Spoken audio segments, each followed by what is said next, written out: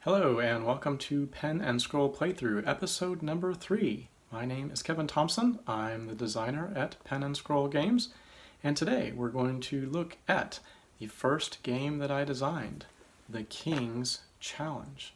What is the story behind this game? Well, the king has challenged the other members of the court to a race to the top of a nearby hill.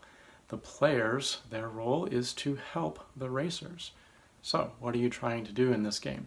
It's mostly a card game. You're trying to put together the best hand that you can as early in the round as possible. That's the way to achieve the most points. Now, there's a catch. When you play a hand to the board on the table, you must have a card in all 4 suits. Even if it's a 3 of a kind, you have to have a 4th card in another suit that's different from the other 3. And once you've played your hand to the board, it's very possible that later in that round, someone can play a better hand and clear yours off the board and put theirs down. It's very much like King of the Hill. Just because you've gotten to the top of the hill and you're the king of the hill doesn't mean someone can't come along and knock you off and then they become the king of the hill. It's a bit of a flavor of how this game goes. So, join us as we walk through the King's Challenge.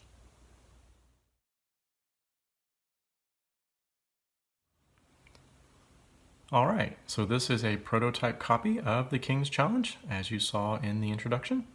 There is the box, and this is the game board. So let's talk through a little bit about how the game works. A round consists of 7 turns, so each player gets 7 turns. The current turn number track and the crown marker are used to keep track of the current turn. Okay. During the round, you're trying to build the best hand that you can and get it onto the game board as early as you can.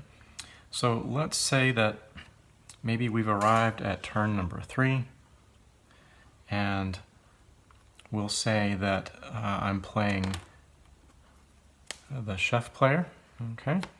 And so let's say that the chef player lays down a straight.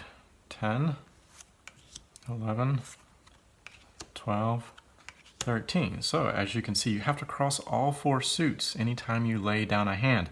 Even if it's just 3 of a kind, you've only got 3 of the cards, you've got to put down the 4th card in the other suit, or else you can't play down.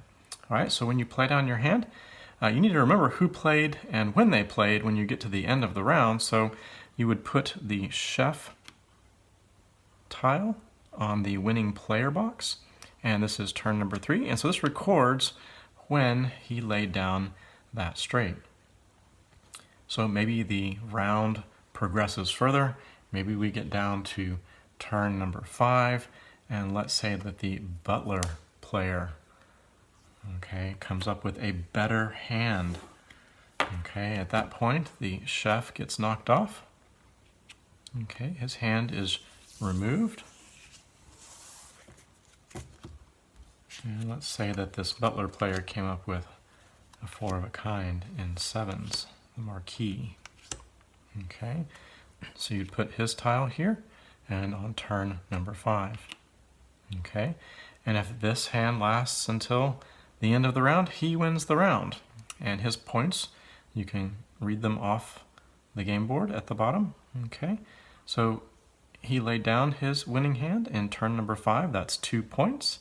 He did a 4 of a kind, that is 6 points, so he would get 8 points. And there are little scoring tokens in the box. I just pulled out a few of them. So he would pull down 8 points for himself. And that's how a round basically works.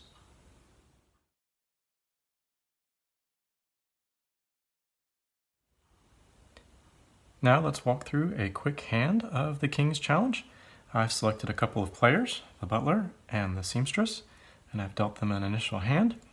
And just to go over this very briefly, each player gets a character card at the beginning of the game, And in one round, they're allowed to use a special ability. And once they use it, they turn it over and it's gone for the rest of the game. So for the butler, his special ability is in 1 round per game, you receive the effect of the Royal Fool for the remainder of the round. So we'll see the Royal Fool in a minute. So he has the opportunity at any time during a round to gain the effect of the Royal Fool, and actually his hand size will increase. We'll see that in a minute. Okay, he's not going to use that this round, but it's available to him sometime during the game. The Seamstress, her special ability is once during the game, you may declare the suit of one card being played to be different than its marked suit. So remember, one of the keys to the King's Challenge is to play a hand down. You have to have cards across all suits. Well, what if you've got a wild card or something that's the wrong suit? Well, if you're the Seamstress, once during the game, and then once you use it, it's gone, right? You're allowed to declare the suit to be different than what's marked. So those are the special abilities for the players. When you're starting a round, you don't want to turn over the discard pile initially. There may be a special card out here that requires another card to be drawn, so you want to try to resolve those first. These players don't have a Royal Fool or a Wizard or anything, so we'll go ahead and start discard pile. All right, for the butler, he has a 3-4 and a 6 if he could get the red 5. Okay, the 4, 5, 6, 7 wouldn't work because they're both diamonds at 6 and 7. And the 8 is also a diamond, so it really doesn't help him. He doesn't have any other 8s. So he's going to draw 2. Again, 2, 3, they would be the same suit. That doesn't really help. No other 2s. Low card, he's going to discard that. Over to the Seamstress, working on 3 of a kind, 4 of a kind. So the 2 is not going to help. Okay, 1 doesn't help. She'll just discard that. On to turn number 2. The 1 doesn't help the butler either. He's going to draw. So he gets the Royal Fool. So when you just draw the Royal Fool, okay, you immediately, so this card increases the size of your hand by 1 card for the remainder of the round. So you still need to take your normal turn, so you're going to increase your hand size and then draw again to kind of finish your normal turn. So you're going to end with 6 cards, but briefly here you've got 7 because you've drawn, you need to discard. Okay, so let's see, a couple 6s. Okay, 2's no help because 2, 3, 4 would conflict. Okay, so maybe the 2 is what the butler will discard. Over to the Seamstress, 2's really no help. A wild card. Okay, so let's talk about wild cards. Wild cards kind of have two sides to them, okay? If you hold it this way, the dragon is X'd out. What that means is if you are not under the effect of the dragon, and we'll see the dragon in a minute, then this card can be played for any face value ruby card. Okay, so it stands in for any other ruby. But if you are under the effect of the dragon, this becomes a more versatile wild card.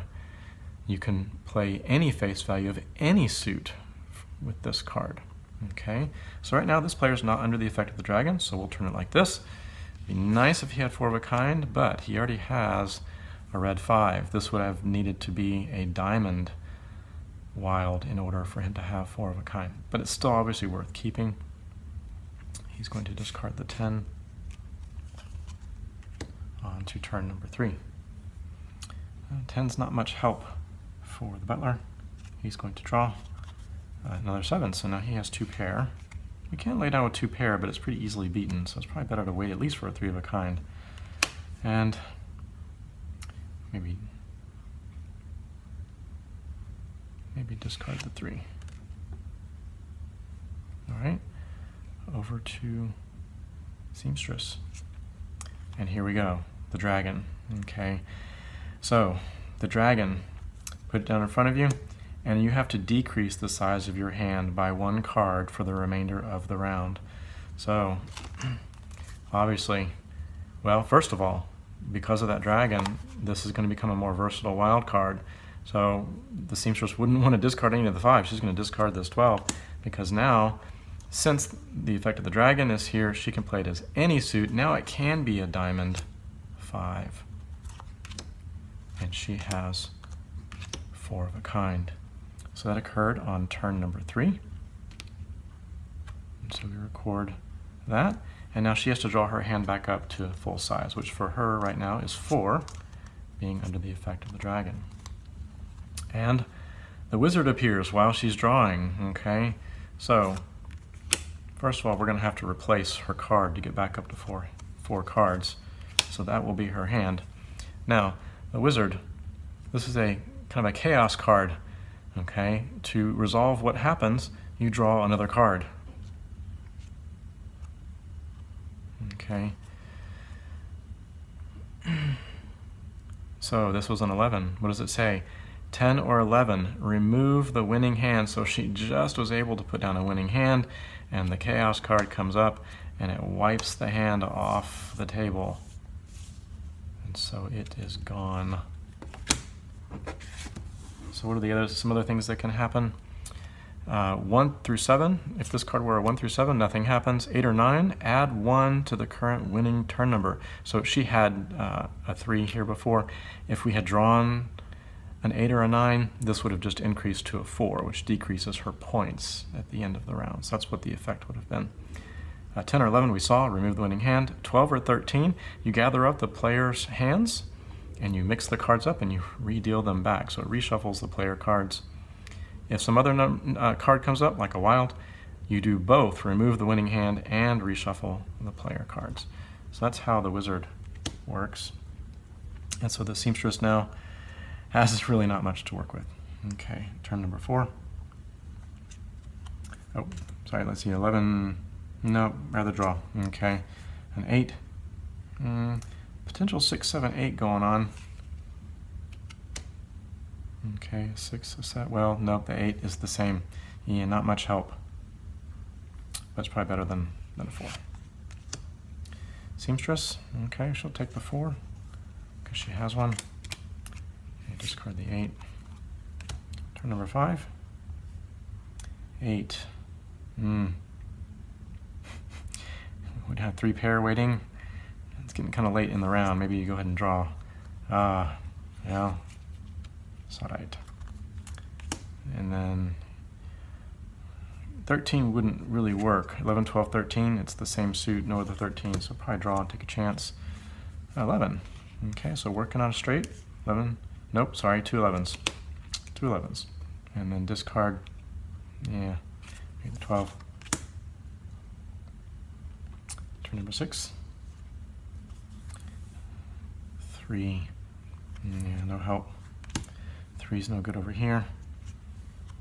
2's no good. Turn 7. So now nobody's played down. It's turn 7. You need to try to do something if you can. Okay. So the problem facing this player is he does have 2 pair, but it doesn't cross 4 suits. Okay. He does have 2 pair here as well. Doesn't cross 4 suits. So he needs something helpful here. 11. 11's no good. 11 is no good. Okay. And then here, okay, so this player lucks out. 11. And she has the 4th suit. So very good turn of events. 11. 11. 3 of a kind plus a card in the 4th suit. Happened super late, but she got it. Winning player. Okay, and the round is over. So her score, not a good round, but it's something. 3 of a kind is 2 points, and the 7th turn is 3 points. So that would be her reward, and that is a round of the King's Challenge.